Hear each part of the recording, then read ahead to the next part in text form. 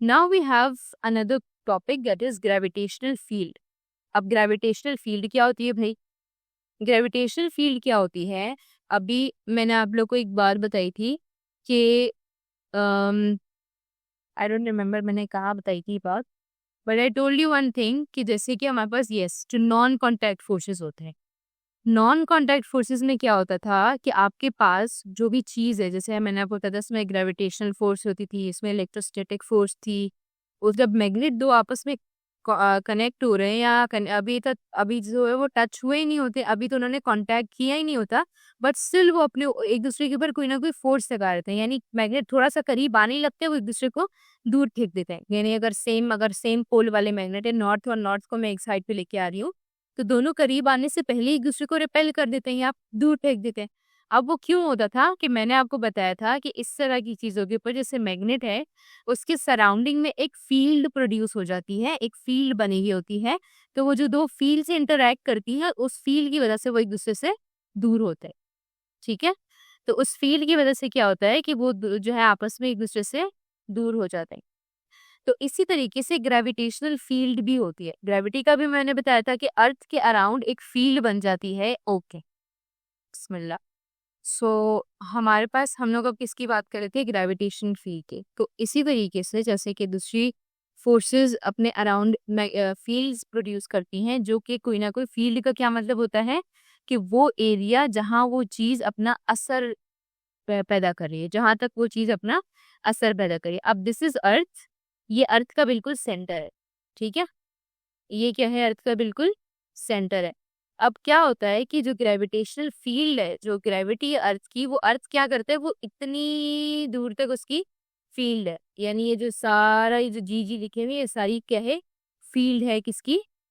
अर्थ की ग्रेविटी की फील्ड है। यानी कि अर्थ से अगर थोड़ी हाइट तक भी चीज होती है, मतलब इतनी हाइट की अगर भी चीज है, तो उस पे भी ये जो फील्ड है वो अप्लाई होती है। इसका अगर मैं एग्जांपल इसको प्रूव करना चाहता हूँ, तो जब कोई क्रिकेट में जब कोई बैट्समैन जो सिक्सर मारता है या सिक्स करता है, तो क्या होता है कि वो इतनी नीचे ही आती है। ऐसा ही है, एट द एंड क्या होता है कि वो आखिर में नीचे ही गिरती है। वरना अगर ग्रेविटेशनल फील्ड यहाँ पे खत्म हो जाती ऊपर आसमान में जाके, तो फिर तो बॉडी को नीचे गिरना ही नहीं चाहिए था, उसको तो हवा में ही बॉल को रहना चाहिए था। बट ड्यू टू ग्रेविटी का असर इतना ऊपर तक होता है, इतनी हाइट तक होता है, तभी वो जो बॉल है वो वापस क्या हो गई? नीचे आ जाती है। ठीक है? और सबसे इम्पोर्टेंट बात, हमने इस चैप्टर के ग्रैंड टेस्ट का जो प्रैक्टिस टेस्ट है उसका लिंक हमने डिस्क्रिप्शन में डाल दिया है। आप डिस्क्रिप्शन में जाकर ये ऊपर पहला लिंक है प्रैक्टिस ग्रैंड टेस्ट को, यहाँ पे जाएं और सॉल्व करें और प्रैक्टिस करें। यहाँ से आपने अगर प्रैक्टिस कर ली, आपके एग्जाम्स के अंदर एमसीक्यूज के अंदर 100% मार्क्स गारंटेड है। उसके अलावा अगर आपको हमारे फ्री नोट्स चाहिए, lecture, guest papers, model papers चाहिए, तो इस पहली वाली लिंक पे क्लिक करके आप हमारे चैनल को ज्वाइन हो जाए, और दूसरी वाली लिंक को क्लिक करके आप हमारा व्हाट्सएप ग्रुप है इंपॉर्टेंट प्रीमियम, उसको ज्वाइन हो जाएं। ठीक है?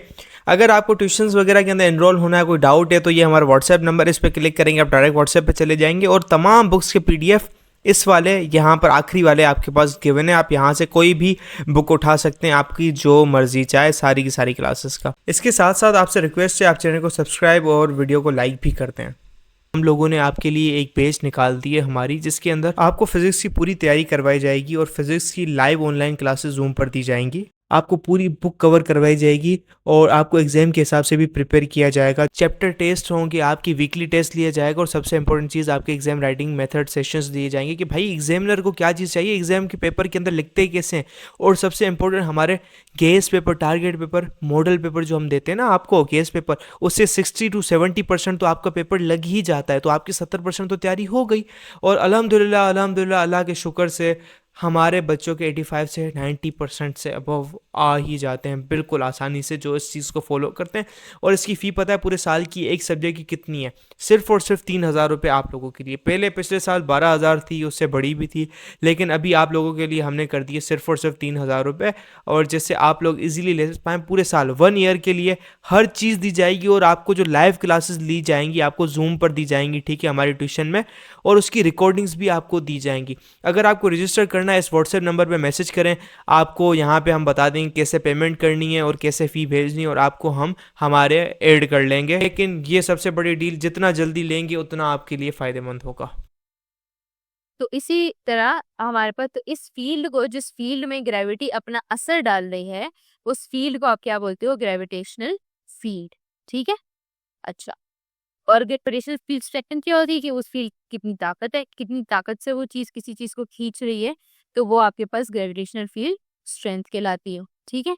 अब यहाँ लिखा हुआ है the region around a non contact forces where a magnetic force is operative is termed as force field, whereas the region around a massive object like sun, earth, etc., where gravitational force is operative is termed as gravitational field. अब वो कह रहे हैं जो normal, जो एक दूसरे चीजों के बीच में जो फोर्सेस होती हैं वो तो नॉर्मल फोर्स कहलाती है, फोर्स फील्ड कहलाती है। लेकिन अगर बहुत कोई बड़ी ऑब्जेक्ट हो, जैसे सन हो गया, अर्थ हो गया, इनकी जो फील्ड्स होती है ना, उसको फिर हम ग्रेविटेशनल फील्ड, क्योंकि ये तो अपने सेंटर की तरफ पुल करती है ना चीजों को, तो इनकी फील्ड को हम फिर क्या बोलते हैं? ग्रेविटेशनल फील्ड कहते हैं। Yes it does, but on a very high distance. इस डिस्टेंस पे भी कोई इस पे इतना असर नहीं पड़ता। वो जब बहुत ज्यादा हाई डिस्टेंस हो जाता है, यहाँ तक भी जो जी की वैल्यू है वो जी ही रहती है। जब बहुत ज्यादा हाइट, एक्सट्रीम हाइट पे हम चले जाते हैं ना, तब जाके जी की वैल्यू वेरी करनी शुरू हो जाती है। ठीक है। अच्छा, अब ग्रेविटेशनल फील्ड स्ट्रेंथ क्या है? Gravitational field strength is the amount of force per unit mass acting on the objects in the gravitational field, यानी कि उस फील्ड के अंदर जो एक ऑब्जेक्ट पे जितनी फोर्स लग रही है, जिस फोर्स से, जिस ताकत से उसको खींचा जा रहा है, वो ताकत इज बेसिकली स्ट्रेंथ। ये तो आप लोग को लफ्ज से भी समझ में आ रहा हो कि स्ट्रेंथ का क्या मतलब होता है? ताकत। ठीक है। फील्ड वो एरिया है जहां उसकी स्ट्रेंथ आ रही है, और स्ट्रेंथ वो ताकत है जिस, जो उस फील्ड के अंदर कोई ऑब्जेक्ट अगर होगा तो उस पर जितनी ताकत लग रही है, जैसे ये बॉल्स हैं, इनके ऊपर इस वक्त जो ताकत लग रही होगी वो आपके पास क्या कहलाती है? ग्रेविटेशनल फील्ड स्ट्रेंथ कहलाती है। ठीक है। अच्छा, the value of g is equal to the magnitude of gravitational force exerted on the unit mass of the unit mass at the point, या मैथमेटिकली, इसमें कुछ हार्ड एंड फास्ट रूल नहीं है, ये एग्जैक्ट वही चीज है। ऊपर हमने जैसे क्या किया था कि G इज इक्वल्स टू, अभी जो हमने वेट निकाला ईमान का, तो G इज इक्वल्स टू क्या कहते हैं? Force upon mass. जैसे F is equals to ma होता है, force is equals to mass into acceleration. तो अब ये कौन सी एक्सेलरेशन है? ग्रेविटेशनल एक्सेलरेशन है, तो मैंने उसकी जगह A की जगह G लिख दिया। अगर मैंने अब G लिख दिया तो G निकालने का फॉर्मूला क्या होगा कि मैं M को जो है वो F के नीचे ले जाऊंगी, तो G is equals to F upon M हो गया। ठीक है। अच्छा, अब gravitational field strength is a vector with a magnitude of g that points in the direction of the gravitational force. अब जो फील्ड स्ट्रेंथ है वो बेसिकली एक वेक्टर है। वेक्टर क्यों है? क्योंकि वी नो कि उसकी डायरेक्शन हमेशा कहाँ रहती है? Towards the centre of the अर्थ। तो यानी इसके पास कोई ना कोई डायरेक्शन गिवन है, तो that is why it is a vector quantity. ठीक है। The gravitational field strength G for Earth is shown in the figure since from Newton's second law of motion। अब वो कह रहे हैं कि आप ग्रेविटेशनल फील्ड स्ट्रेंथ कैसे निकाल सकते हैं, कि जैसे कि यू नो कि acceleration is equal to F upon M, exact वही चीज है जो अभी ऊपर हुई है। ठीक है। A is equal to F upon m होते हैं, तो अगर आपको ग्रेविटेशनल फील्ड निकालनी है, gravitational acceleration, gravitational field force निकालनी है, यानी कि वो जो ग्रेविटेशनल फील्ड है वो कितना फोर्स लगा रहा है, ये कितनी स्ट्रेंथ लगा रही है, तो उसके लिए एफ की, जो एफ के साथ में क्या लगा दूंगी? स्मॉल जी, यानी ये मेरे पास उस फील्ड की फोर्स या फील्ड की स्ट्रेंथ आ गई। और एक्सेलरेशन की जगह मैं क्या लिख दूंगी? स्मॉल जी लिख दूंगी। तो f upon m is equal to g, या g is equal to F upon m चीज बन जाती है मेरे पास। ठीक है। तो ये हमारे पास ग्रेविटेशनल फील्ड स्ट्रेंथ के लिए फॉर्मूला निकालने का एक तरीका है। ऐसा यूनिट जिसके क्या होते हैं? न्यूटन पर केजी। कैसे? Newton is course, mass is KG, तो न्यूटन पर केजी हो गया। इस तरीके से इसका यूनिट निकल जाता है। और it has the direction downwards और towards the centre of the earth. हमेशा इसकी डायरेक्शन या तो नीचे या towards the centre of the earth होती है। Since the gravitational field strength and the acceleration due to gravity are equal in magnitude, the symbol G is used for both. Therefore, on Earth's surface, G is equal to 9.8 और 9.8 metre पर second square है। एक ही बात उन्होंने दोबारा से की कि यहाँ पे हम जो ग्रेविटेशनल एक्सेलरेशन होती है वो कांस्टेंट होती है, दैट इज 9.8। ये आप लोगों को याद करनी पड़ती है। अब इसका उन्होंने दो यूनिट्स दिए कि या तो न्यूटन पर केजी लिख सकते हैं या आप सिंपल मीटर पर सेकंड। हमें नॉर्मल एक्सेलरेशन का यूनिट याद है अगर कि वो मीटर पर सेकंड स्क्वायर होता है, तो मैं इसकी भी मीटर पर सेकंड स्क्वायर में लिख सकती हूँ, तो मुझे कोई नया यूनिट याद करने की ज़रूरत नहीं है। ठीक है, अब ये डिफरेंट स्ट्रेंथ्स बताई हुई है, डिफरेंट जो है वो स्मॉल जी की वैल्यूज़ बताई हुई हैं, ये ग्रेविटेशनल एक्सेलरेशन की वैल्यू बताई हुई है डिफरेंट प्लैनेट्स की। ठीक है, तो यहाँ पे देखें अर्थ की जो है वो 9.8 बताई हुई है, मरकरी 3.7, यानी इस ताकत से वो किसी चीज को अपने सेंटर की तरफ खींच रहे हो गए। देखो इसमें सबसे ज्यादा ताकत कौन लगा रहा होता है, 274। सबसे ज्यादा ताकत किसके अंदर है, सन के अंदर है। इसी वजह से जो सारे प्लैनेट्स है वो सन के अराउंड स्टक हुए हुए हैं, सन के अराउंड जो है वो घूमते हैं, सन ने उन सबको क्या किया हुआ है, पकड़ा हुआ है। ठीक है, अच्छा व्हाट एल्स, अच्छा अब यहाँ इन्होंने बात की कि gravitational field strength is not same everywhere, it is not same everywhere, it is same to very maximum extent, but बहुत सारी जगहों पे इट इज नॉट सेम।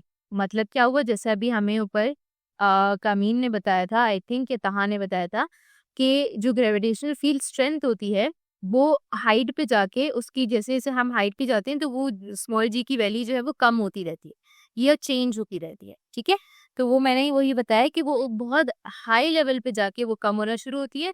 इसी तरीके से अगर मैं बहुत ज़्यादा close to the centre of the earth आ रही हूँ, अर्थ के सेंटर के करीब, यानी कि अगर मैं ज़मीन के अंदर जा रही हूँ, तब भी जो है ग्रेविटेशनल फील्ड की जो वैल्यू है वो क्या होती जाएगी, कम होती जाए। तो हमेशा क्या होता है कि जब भी आप फील्ड के कोर की तरफ जा रहे हैं, let me explain it through the diagram, जब भी आप किसी फील्ड के कोर की तरफ, अब यहाँ पे आपके पास दो वो आ गई, let me draw it with another colour.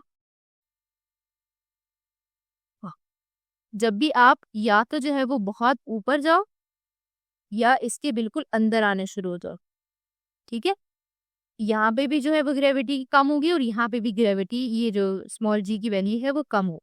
ये जो स्पेस है ना जहाँ पे इसकी फील्ड आ रही है, ये वाली एरिया, यहाँ पे इसकी वैल्यू मैक्सिमम रहेगी, यहाँ पे जी जो है वो कंप्लीट लगेगा। ठीक है, बाकी इससे नीचे अगर मैं जाऊँ या इससे ऊपर जाऊँ तो मेरे पास क्या होगी, वैल्यू डिक्रीज होगी हमेशा।